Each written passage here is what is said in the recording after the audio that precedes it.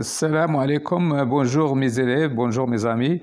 Voilà de nouveau avec vous. Aujourd'hui, on va parler des forces électromagnétiques et plus précisément, on va parler de la force de la place. Donc, on va commencer cette leçon par une première expérience. Donc, avant de commencer, je tiens à saluer les nouveaux abonnés qui viennent de s'ajouter et qui ont choisi cette chaîne. D'accord? Donc, voilà la première expérience. Donc, nous avons un aimant en U qui crée un champ magnétique en bleu là-bas, qui est dirigé de N vers S. Nous avons un fil, on va mettre un courant. Lorsque je ferme le circuit, et je constate que le fil CD a subi une force. Donc, c'est-à-dire il a été bougé. Donc, l'explication, c'est qu'il y a une force qui a été exercée sur cette partie CD. Donc, lorsque le conducteur est parcouru par un courant électrique, le champ magnétique créé par l'aimant exerce sur la portion du conducteur rectiligne CD une force F. Cette force est appelée force électromagnétique ou plus précisément force de la place. Donc, c'est la première conclusion. Maintenant, on va passer à une deuxième expérience pour voir justement le sens de F et quand même les paramètres qui influent sur cette force-là.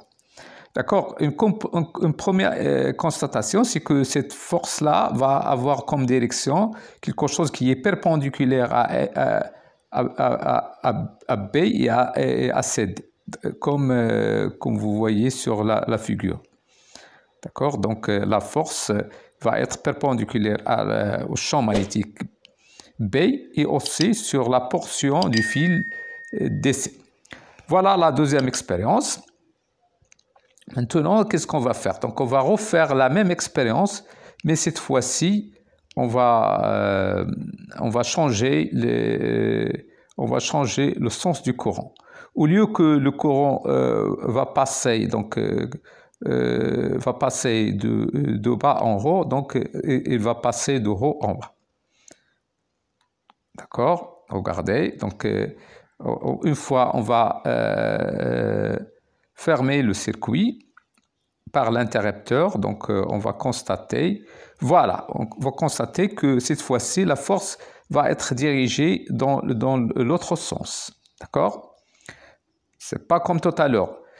La différence entre l'expérience 1 et 2, c'est qu'on a changé le sens. Lorsqu'on change le sens, et le change de F change. Donc, ça veut dire tout simplement que F dépend du sens du courant.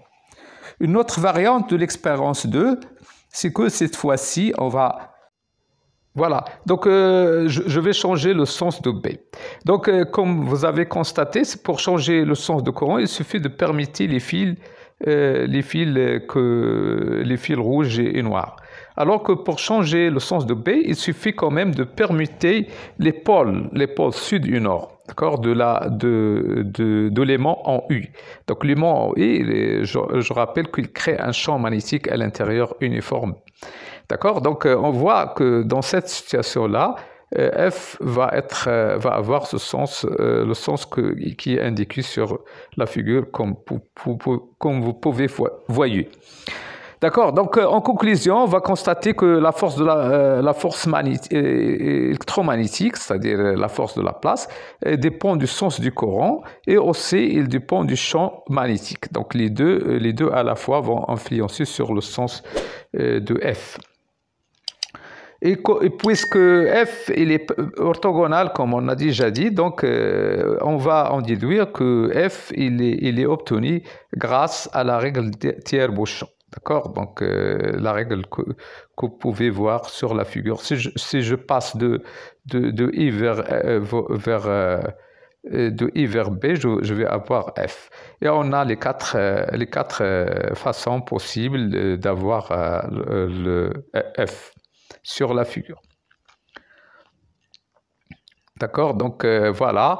Donc, d'après les deux expériences, on va constater la loi de la place. La force électromagnétique F exercée par un champ magnétique uniforme B sur une portion de conducteur rectiligne CD de longueur L parcouru par un courant électrique d'intensité I a une direction perpendiculaire au plan défini par vecteur CD et B. Je rappelle que CD, c'est la portion du fil qui est parcourue par le courant. Un sens déterminé par la règle du tire-bouchon, une valeur F donnée par la formule de Laplace qu'on va indiquer par la suite.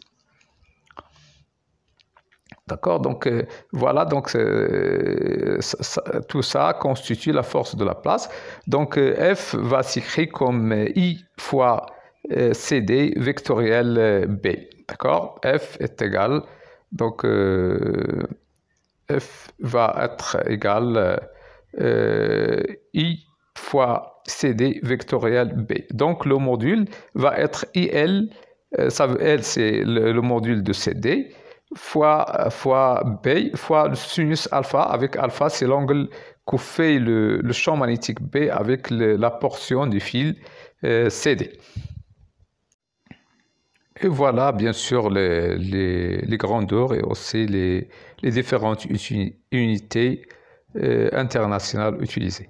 Donc maintenant on va passer aux applications de la force de Laplace. Donc on peut citer en premier lieu les moteurs. D'accord, donc nous avons des moteurs, les moteurs à courant continu, donc qui bien sûr leur fonctionnement est basé sur la force de Laplace, qui est une force électromagnétique. Et voilà quelques exemples de moteurs. Donc, on peut citer les petits moteurs, bien sûr, de quelques watts, et bien sûr les moteurs de moyenne puissance et de grande puissance comme le TGV. Une autre application très intéressante qui utilise la force de Laplace, c'est notamment le haut-parleur.